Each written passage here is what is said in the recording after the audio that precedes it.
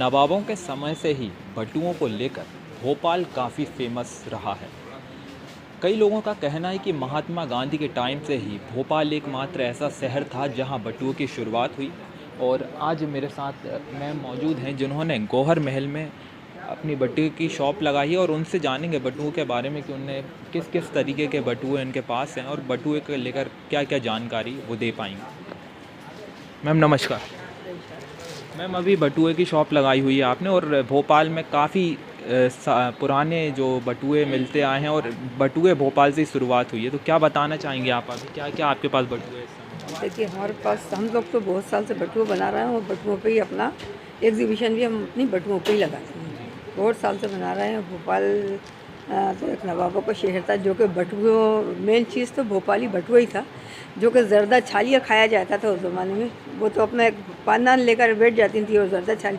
लेकिन आज ये भोपाली जो बटुआ है इसके अंदर क्या है कि छोटा बटुआ हो चाहे बड़ा बटुआ हो, जरी जरदोज़ी बहुत फेमस हो चुकी है और लोग बनाने वाले बहुत कम हैं, लेकिन जो पुराने लोग हैं वो इस काम को बहुत अच्छे से जानते हैं और हम बहुत साल से बना रहे हैं।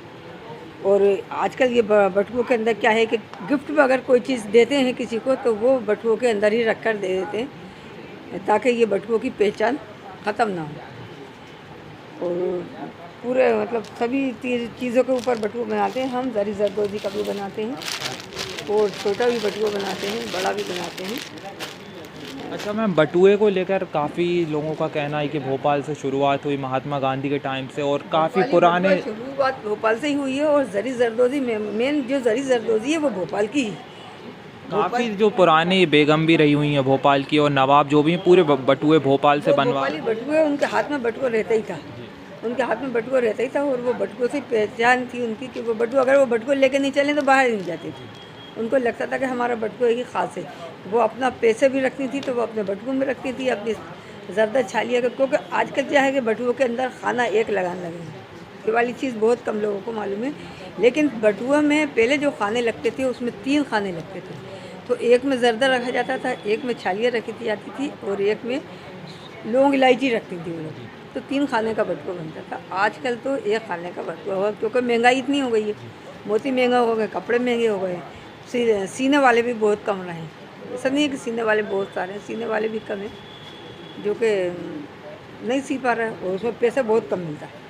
बटुओं में पैसा ज़्यादा नहीं मिलता लेकिन फिर भी हम सीते हैं तो सी रहे हैं, हमें अच्छा लगता है सीना। मैम कितने साल हो गए आपको बटुए बनाते हुए? कम से कम हमें 25-30 साल हो गए। और इससे पहले आपके जो परिवार में जो रहे हुए हैं? हमारी जो परिवार थे, हमारे एक पड़ोस में जो थी पड़ोस की, वो ये सोचिए उनकी रोटी रोजी ही बटुए पे चलती थी। और आज हमें भी ये मालूम है कि हमने जिस वक्त बटुए सिलते थे कि 5 रुपये के 144 बटुए सिलते थे। जब उनके घर में वो पैसा आता था, उनके घर में तब खाना पकता था। हम लोग उस टाइम मतलब छोटे थे लेकिन हम ये देखते थे, लेकिन हम कोई ऐसा नहीं लगता था कि हम एक ज़माने में जाके शायद हम भी सिएंगे।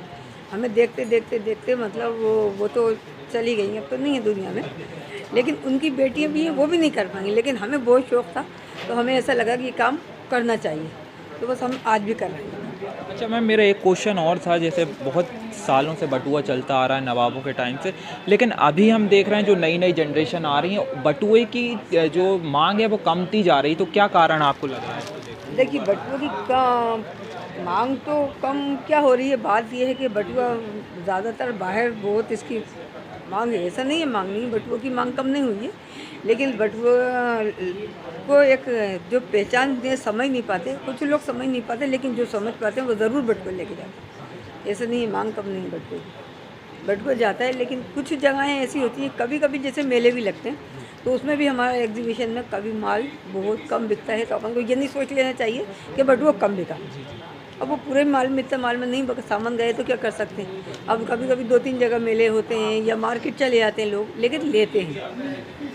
हमने भी सिया 144 रुपये के 5 रुपये के ये 144 बटुए सिलते थे और आज भी हम 5 रुपये के मतलब 5 रुपये में 144 बटुए सिलते थे और लोग दिन भर बटुए सीते थे। वो पैर उस वक्त तो मशीनें हाथ की थी, पैर की तो बहुत महंगी आती थी तो लोग नहीं ले पाते थे। तो हम भी ये वाले बटुए सीते थे तो हम भी मतलब दिमाग बन गया था कि 5 रुपये के 144 बटुए। लेकिन हमने अपना उनको माल नहीं चाहिए, लेकिन हमारा दिमाग ये था कि अपना ज़ाती माल खुद चाहिए।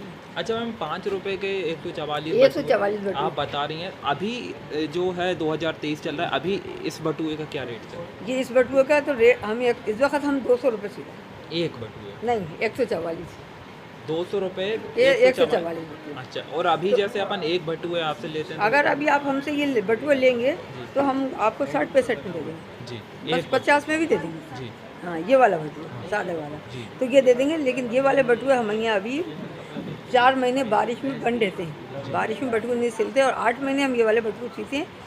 और एक मार्केट में दुकान जो है वो हमारा बटुआ वहीं जाता है, जी। अभी भी जाता है, और 300-400 बटुआ हम रोज़ सीते हैं।